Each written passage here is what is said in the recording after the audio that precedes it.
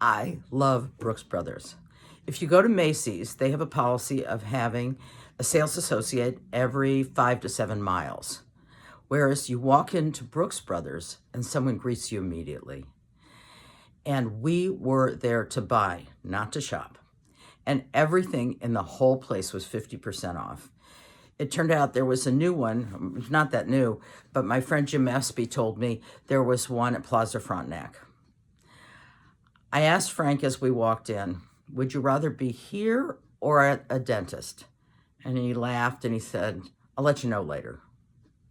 So we got everything and it took us about 25 minutes, and they have a handicapped dressing room and I was able to help him, and it was fabulous. We got back to the car and then things kind of fell apart. And he said, where do you live? And all of a sudden I realized he didn't recognize me again. And I said, I live at the Chase Park Plaza with my husband, Frank. And he said, but where do you stay? And I said, I stay on the 18th floor with him. And he was very confused. And then he started telling me this long story about Carol Wiseman's mourning and how she had been unhappy and that she got in a tiff with a relative, and I was following along.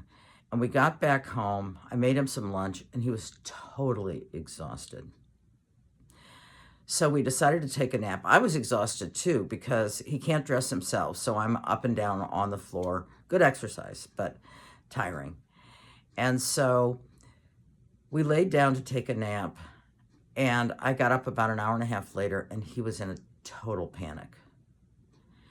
He had called 5 times and left messages on my phone. I turned it off so that he wouldn't be woken up.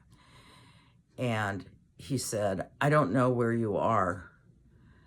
There's a guy in my room, and I think it's Teddy or Jono, but I'm not sure. And I said, it was me. And he said, I don't think so. And I said, no. And our sons are 6 feet and 6'2". I'm 5'1", and I'm like a big potato. And these guys are long. And I said, no, it was me. And he then said, who are you? And I said, I'm the woman who was in your bed. And he said, well, that's good to know.